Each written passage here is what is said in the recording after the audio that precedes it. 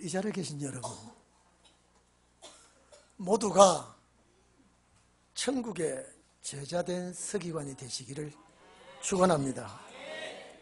제 성경에는 서기관 그럴 때 글 서자를 썼습니다. 기자는 기록할 기자라 쓰고 관자는 벼슬 관자를 썼습니다. 그래서 서기관 이랬습니다. 헬라어에는 그라마투스라고 해놨는데 이건 뭐냐?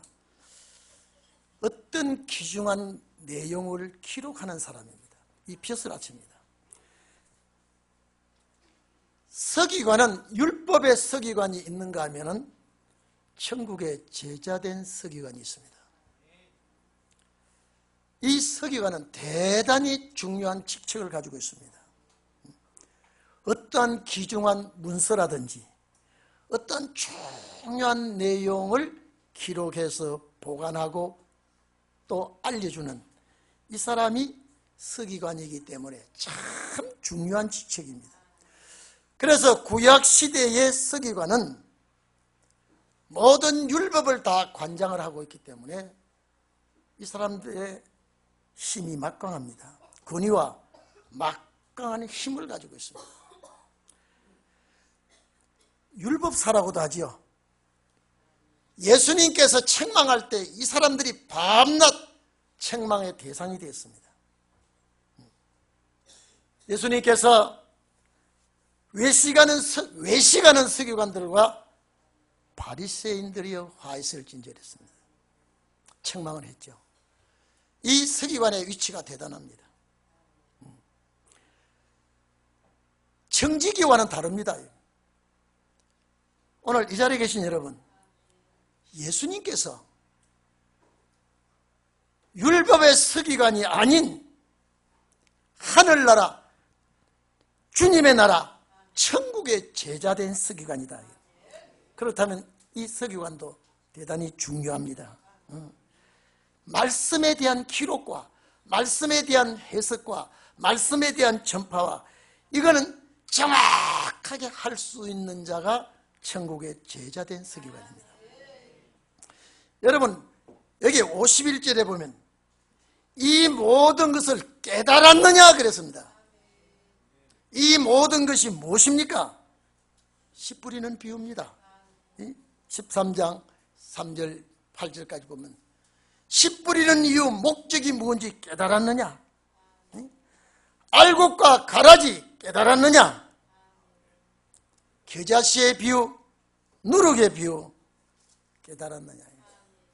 밭에 감추어진 보화의 비유 깨달았느냐? 천국은 마치 진주를 구하는 장사와 같다고 했는데 이것이 무엇인지 네가 깨달았느냐?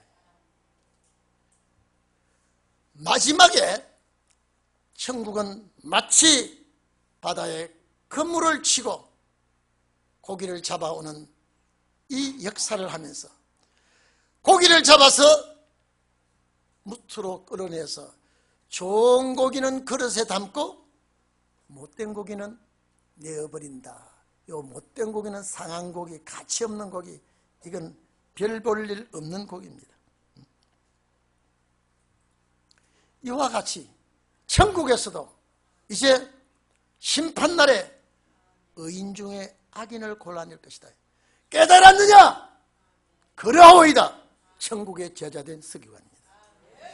오늘 여러분 천국의 제자된 서기관이 막중한 사명을 띠고 있습니다. 천국의 제자된 서기관은 예수님께서 말씀하신 모든 내용의 목적이 무언가를 찾아내서 알려야 됩니다. 이 예수님의 비유 중에 모두가 다 천국에 관한 내용은 두 가지를 알려주고 있습니다. 전부 두 가지를 나눠주는 걸 시대에 관한 내용을 말하고 있습니다.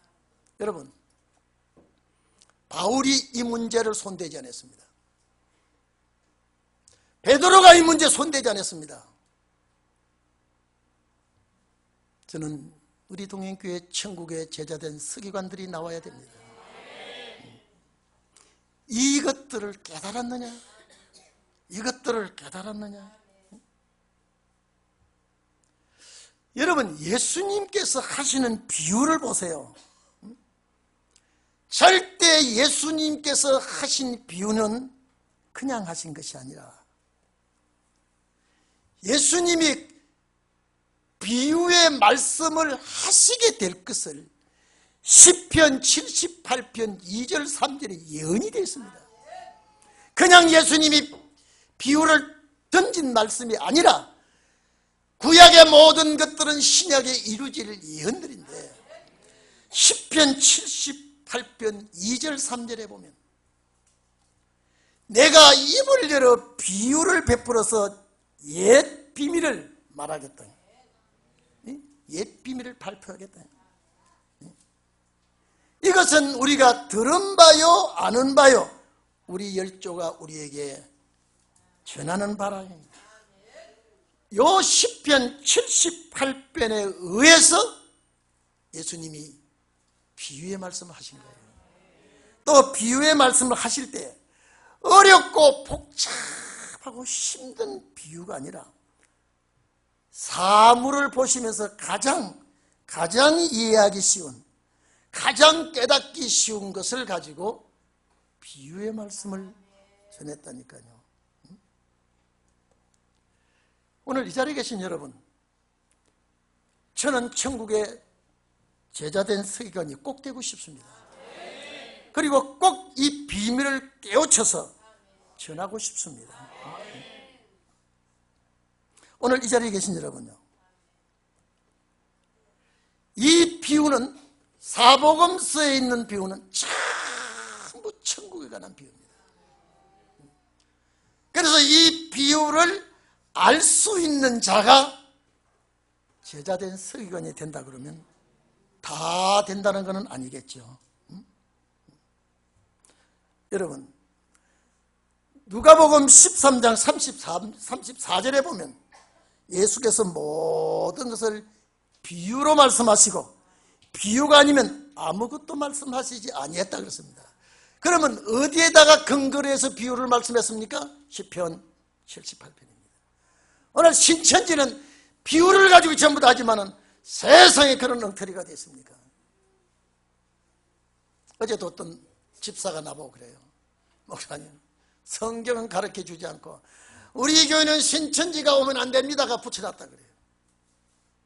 그걸 치다보고 자기 교회라 그래요. 신천지가 들어오면 안 된다고 한 그거 가지고 되겠냐. 성경을 가르쳐 줘야 신천지고 구천지고 이길 수가 있는데 전혀 아니다 이 말이에요. 목사님, 내 영이 죽겠습니다. 내가 쥐꼬리만큼 성경을 깨닫고 나니 속이 터질 것 같습니다. 내가 목사님을 만나서 허심탄회하게 털어놓고 대화를 하고 싶은데 도저히 시간이 안 나네요. 오늘 여러분, 비유의 요지가 뭔지 알아야 돼요. 비유의 목적이 뭔지 알아야 돼요. 예수님께서 어려운 비유를 했다면 모른다고 할 수가 있습니다. 일상생활에 누구나 평범하게 접할 수 있는 내용들을 가지고 비유의 말씀을 들었는데 정확하게 해석하고 정확하게 알아야 되는데 그렇게 못하는 것이 참 안타깝습니다. 그러나 이것도 하나님의 예정이라 이 말이에요. 못 깨닫는 것도 하나님의 예정이라 이 말이에요. 천국의 비밀을 아무나 깨닫는 것이 아니라 여러분, 예수 믿고 구원받아 이거 아무나 됩니다. 이거요. 십자가 피 아래서 구원받는 거 아무나 믿기만 하면 됩니다. 그러나 천국의 비밀을 깨닫는다고 하는 것은 여러분 고차원적인 신앙관에서 찾아낼 수가 있습니다. 여기는 이 말을 하고 저기는 저 말을 하고 어떻게 줄을 잡을 수가 있겠습니까? 오늘 이 자리에 계신 여러분, 사복음서는 다 나를 위해서 기록했다고 믿기를 바랍니다. 이 본장 10절에 보면 왜 저희들에게 이 비유를 말씀하십니까? 물었습니다. 왜 비유를 말씀하십니까? 아니, 천국에 대해서 그냥 이렇게 우리에게 알려주셔야지 왜 이렇게 비유로 말씀하십니까? 제자들이 질문을 했다니까요. 11절의 대답이 천국의 비밀을, 여러분, 십자가의 비밀은 사도들에게 주었다면요, 천국의 비밀은 서기관에게 주었습니다. 어떤 서기관이냐? 율법의 서기관이 아닙니다. 제자된 서기관이에요. 천국의 제자가 돼. 그 나라의 제자가 돼.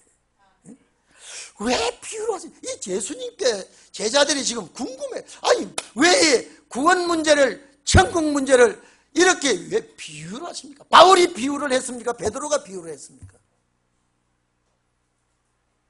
예수님에게 왜 우리에게 비유를 합니까? 그랬더니 예수님이 즉답을 합니다. 예수님께 질문한 것도 우리 때문이요, 예수님이 대답한 것도 우리 때문입니다.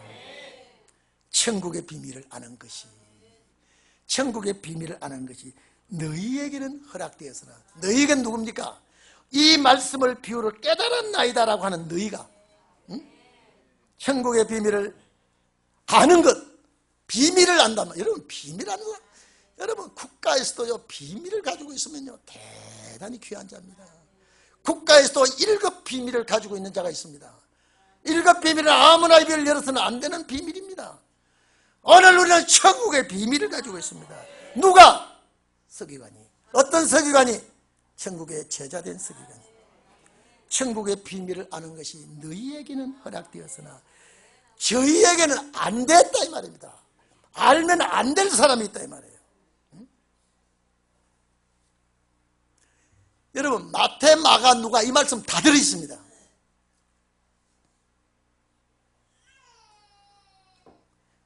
마태는 천국의 비밀이라고 그랬습니다. 마가는 하나님 나라의 비밀이라고 그랬습니다. 똑같은 말이에요. 마가복음 4장 10절 11절에 보면 하나님 나라의 비밀을 너희에게 주었다.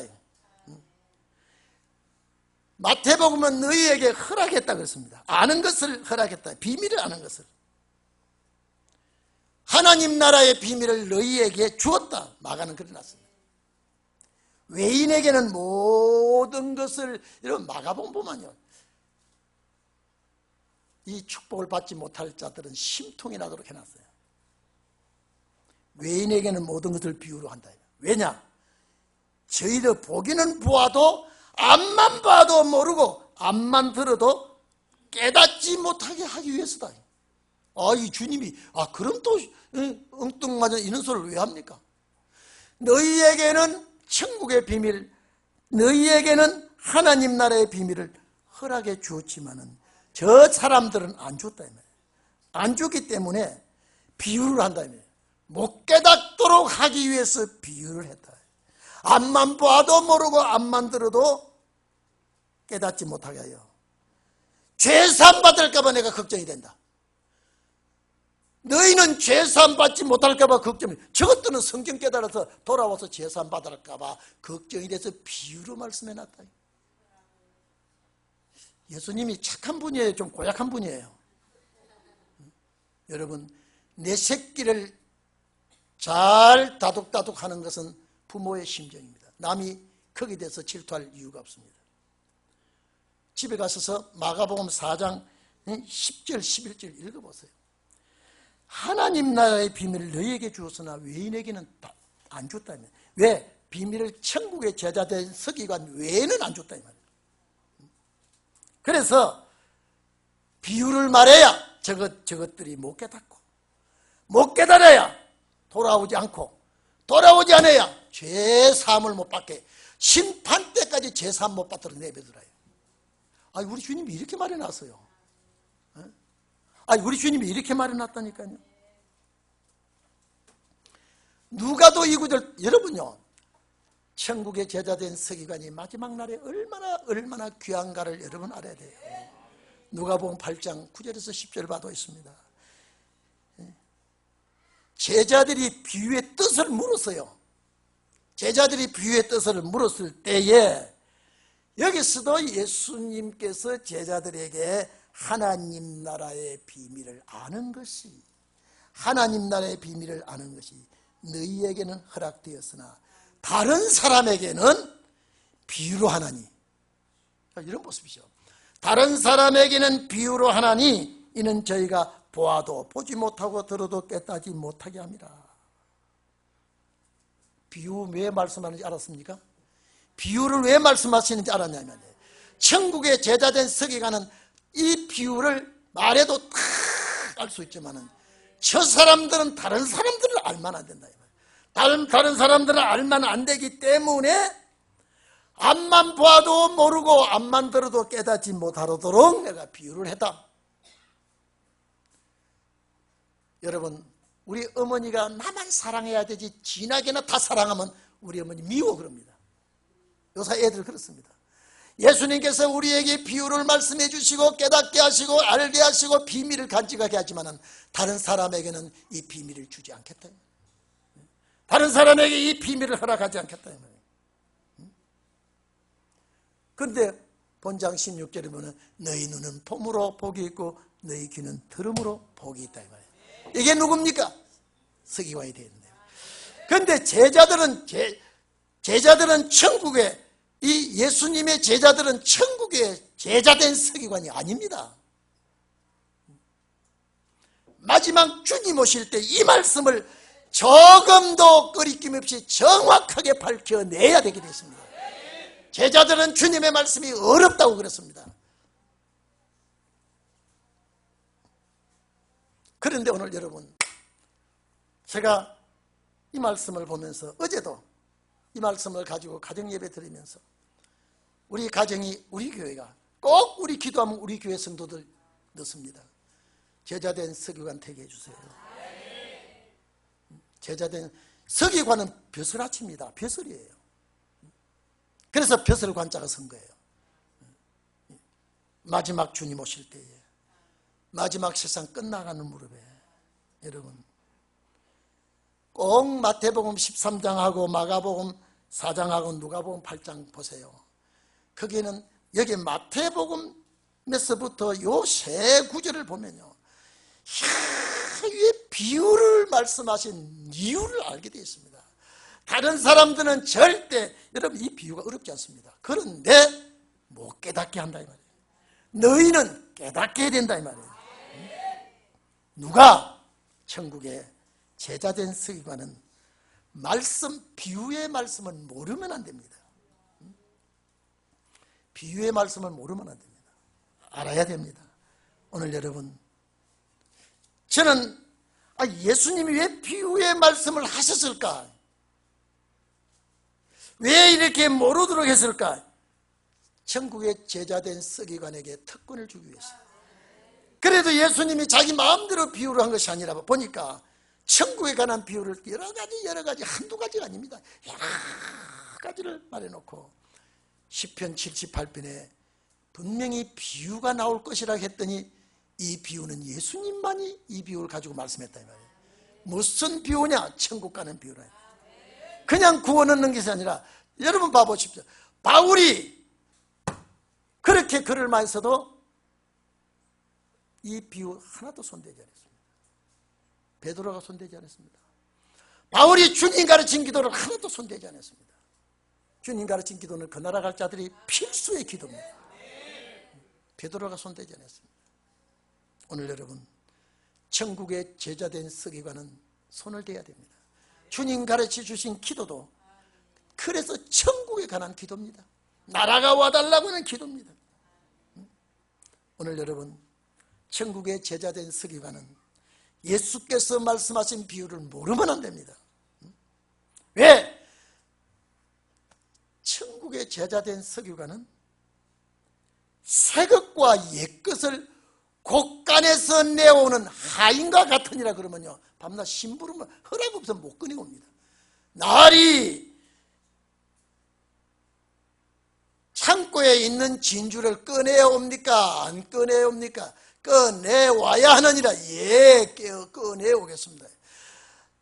주인날이 꺼내지 말랍니까? 꺼내오랍니까? 꺼내지 말하신다. 예, 안 꺼내옵니다. 그러나 천국의 제자된 서기관은 자기가 주인이요, 누구한테 허락받지도 않아요. 근데 이게 놀라운 것은 천국의 제자된 서기관이 마치 새것과 옛것입니다. 구약의 모든 것은 옛것이고 신약의 모든 것은 새것입니다. 다 끄집어내오는 서기관입니다. 멋지지 않습니까? 돈이 부럽습니까? 명예가 부럽습니까? 이번에요, 저는 참 국민학교 초등학교 5학년밖에 안 나온 사람이 자수성가해가지고 회장이 되고 그런데 그 양반이 자살, 장로라고 좀 안 했으면 좋겠더라고요. 이 형 장로가 자살했다고 하니까 말이죠. 기독교 장로가 그렇게 자살했다고 세계신문도 났더라고요. 뉴욕타임즈 보면 장로가 여러분요, 여러분은 자살하거든요. 좀 너무 답답해서 한 소리입니다. 직분 붙이지 마세요. 어느 교회 장로인지는 제가 모르겠어요. 장로가 그런 일을 합니다. 오늘 여러분, 절대 자기 목숨 자기 끊는 거요, 저주입니다. 그러면 안 됩니다. 남을 죽이도 안 되지만 자기 목숨 자기가 끊어도 안 됩니다. 천국의 제자된 서기관은 그는 것과는 거리가 멉니다.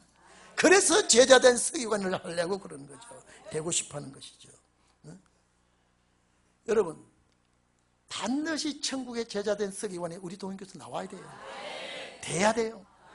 새 것과 옛 것을 자유자재로 가져 나와야 돼요. 누구에게 허락도 없이. 여기 뭡니까? 여기요, 곡간이란 말은 이 곡간이 아니에요, 보화예요. 데사우로스라고 하는 이 곡간이 아니에요, 보화입니다. 보화. 이 보화가 이 곡간이 아니라 보화인데 귀중품, 보물, 이건데 여기에 곡간은 뭐냐? 말씀의 보물이에요. 여러분, 마태복음 우리 여기 13장 본장에 44절에 보면 밭에 감춘 보화 있죠? 보화가 이 단어가 똑같은 단어라니까요. 데사우로스라니까요. 마태복음 6장 20절에 너희를 위하여 보물을 어디다가 쌓아두라? 어디다가 쌓아두라? 하늘에 쌓아두라 그랬죠. 마태복음 6장에 여기에 보물이 곡간이라는 단어하고 똑같다니까요.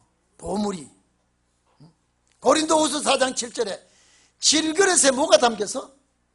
질그릇에 보배가 담겼다 그랬단 말이에요. 이 단어예요, 이 단어. 이 곡간이라는 이 단어예요.